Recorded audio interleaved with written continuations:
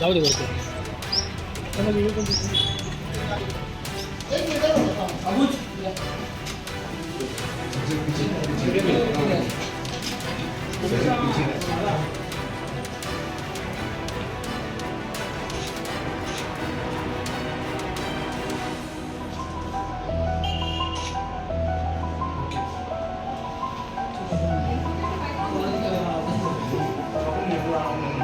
आम्हाला त्यांच्याबद्दल वाईट बोलायचं नाही, सगळ्यांचा आम्हाला आदर करायचा आहे. मराठा समाजात सगळ्यांचा आदर करता ते महामुनी आहेत.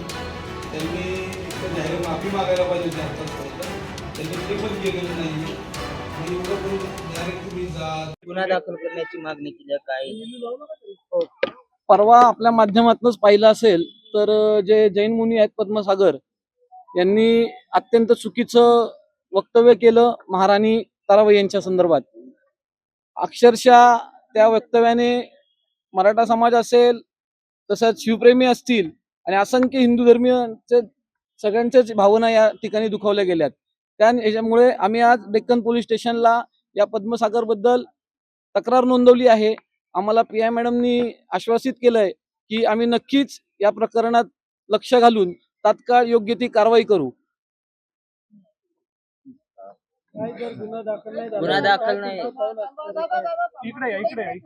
गुन्हा दाखल नाही झाला तर आम्ही पुढं त्या संदर्भात आंदोलन करण्याचा विचार करतोय. आज ते मुनी आहेत, आम्हाला समाजात तेढ निर्माण करायचा नाही म्हणून आम्ही एक शांततेचं आंदोलन केलेलं आहे आणि रीतसर आम्ही पोलीस चौकीमध्ये तक्रार दाखल केलेली आहे. तो गुन्हा हा दाखल झालाच पाहिजे. दाखल नाही झाला तर मात्र वेगळ्या पद्धतीने आंदोलन करायची आम्ही तयारी ठेवलेली आहे. कधीपर्यंत गुन्हा दाखल करणार असं म्हणतात? त्यांनी आता अवलोकन करू आणि आम्हाला 2 दिवसात सांगू असं त्यांनी आम्हाला आश्वासन दिलेलं आहे.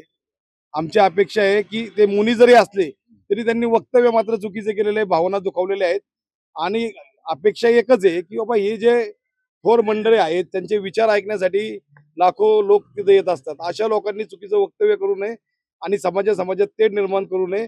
यासाठी त्यांच्यावरती ह्या अशा लोकांवरती, ह्या वाचारवीरांवरती थोडंसं जरब बसावं म्हणून आम्ही हा गुन्हा दाखल करण्याची मागणी करतो. त्यांना अटक व्हावी अशी तुमची मागणी? हो, 100%.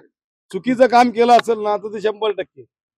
शेवटी ही महाराष्ट्राची अस्मिता आहे. ताराराणी असतील, शिवाजी महाराज असतील, बाबासाहेब आंबेडकर असतील, अल्ल्याबाई होळकर असतील, हे जे कोण महापुरुष आहेत सगळ्या धर्मातले असू द्या, सगळ्या जातीतले असू द्या, त्यांच्याबद्दल कुणीही चुकीचं बोललं तर आम्ही आमच्या म्हणजे महाराजांबद्दलच नाही, उद्या बाबासाहेबांबद्दल जरी बोललो तरी आम्ही रस्त्यावरती उतरणार. आम्ही 100% अखंड मराठा समाज.